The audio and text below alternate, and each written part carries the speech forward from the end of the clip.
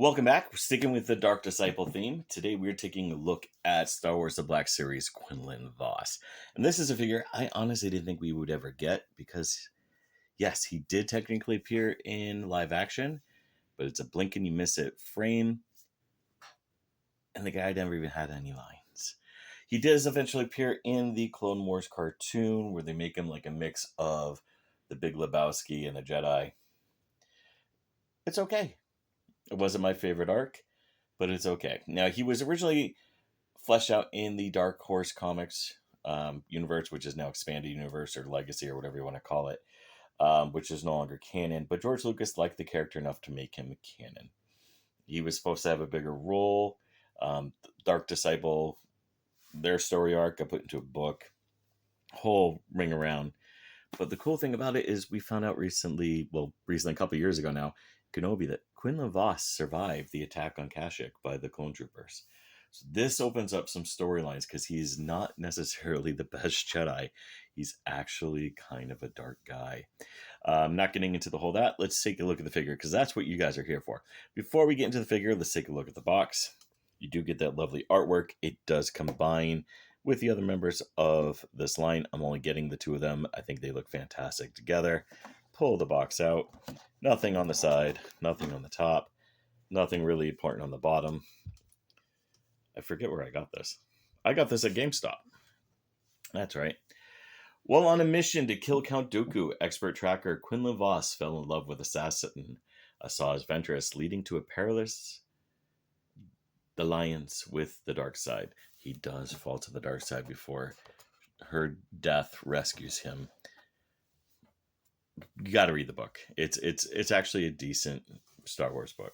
Let's take a look at the figure though, because that's what you guys are here for. So here we have Quinlan. I forget the name of his species. It's like a Kiffer or Kiffar or something. So they all have this tattoo across their face. He does have that whole 90s grunge wannabe dreadlock look. He does have this nice Clone Wars armor. He has the Jedi armor pauldron. His robes are not pristine and reticulate. They've got a yellowing to him. He wears the brown.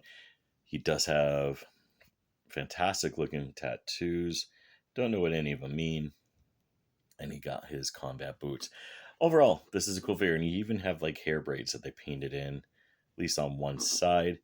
The head sculpt is pretty nice considering I doubt that actor ever came back to scan anything because he was only in one scene. He does, of course, come with his lightsaber. As you see here, it is a rather long lightsaber. I wonder if he's compensating for something. But let me go ahead and pull it out. And you do get a very long standard blade. It's got the single red dot that was popular at that time. He's got a long hilt. I think it has to do with more of his lightsaber style. Of course, he has the part where it can plug in onto his hip belt. It is a green blade.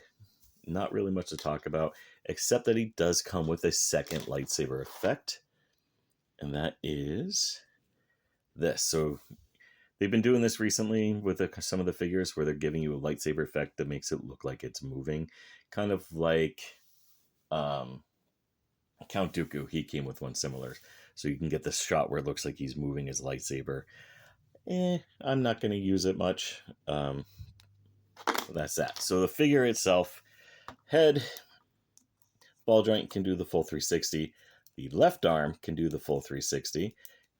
He does have a butterfly joint in there. You do get the elbow rotation, the elbow bend, hand rotation.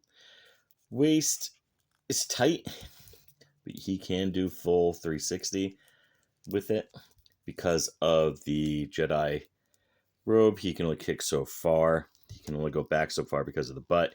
You do get the knee. You do get the upper leg. You do get the knee rotation.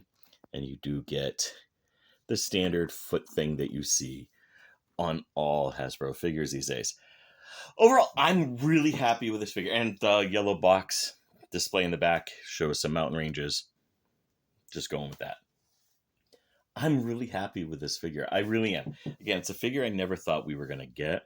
He wasn't a big enough character, but, I grew up with Star Wars in the 80s where every single character, even the ones who were only on screen for like a blink of an eye, got a figure.